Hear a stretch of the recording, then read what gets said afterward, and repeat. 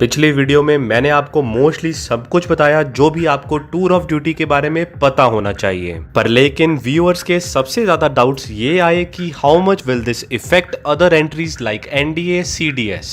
वैसे एफकेट और आईएनईटी को इफेक्ट क्यों नहीं करेगा ये, क्योंकि टूर ऑफ ड्यूटी सिर्फ इंडियन आर्मी के लिए इंट्रोड्यूस की गई है। डिफेंस डायरेक्ट एजुकेशन में आपका स्वागत है।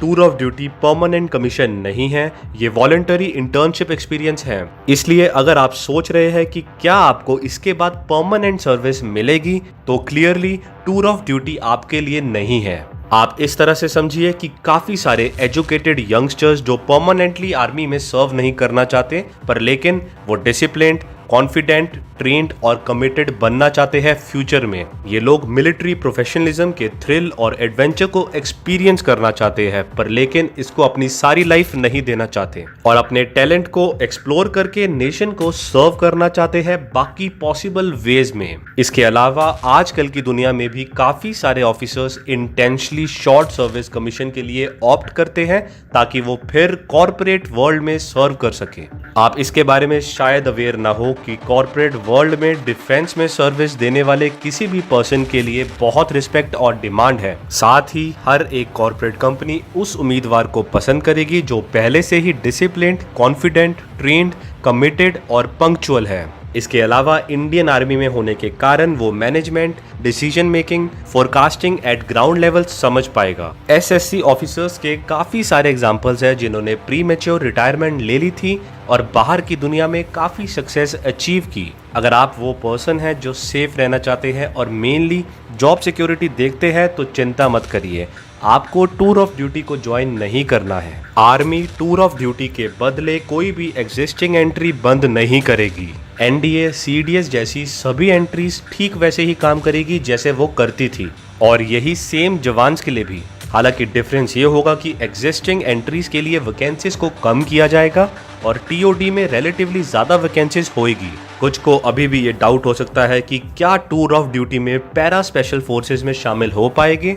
बिल्कुल नहीं, आप 3 साल में स्पेशल फोर्स ऑपरेटिव नहीं बन सकते। आइए अब कुछ डिबेटेबल क्वेश्चंस के बारे में बात करते हैं। सबसे पहला क्वेश्चन, आर्मी को अनडिजर्विंग मैन से फिल किया जाएगा, क्या ये एक कॉम्प्रोमाइज नहीं है? इसका आंसर ये है कि आर्मी अपना सिलेक्शन सिस्टम नहीं बदलेगी और कोई कॉम्प्रोमाइज नहीं होगा। इस प्रकार अगर किसी को सर्विस सिलेक्शन बोर्ड द्वारा रिकमेंड किया जाएगा तो उसके पास ऑफिसर लाइक क्वालिटीज है और वो डिजर्विंग है। इसके अलावा वो बाकी कमीशन ऑफिसर्स की तरह सेम ट्रेनिंग से गुजरेगा जो उन्हें जेंटलमैन में ट्रांसफॉर्म करने के लिए काफी है। कोई भी बीच में छोड़ सकता है ट्रेनिंग को अगर उसे लगे वो ये ट्रेनिंग नहीं कर सकता, ट्रेनिंग की कॉस्ट रियम्बर्स करके, जैसे अभी होता है। नेक्स्ट क्वेश्चन है, क्या ये आर्मी की इंटीग्रिटी के लिए रिस्की नहीं होगा? बिल्कुल भी नहीं।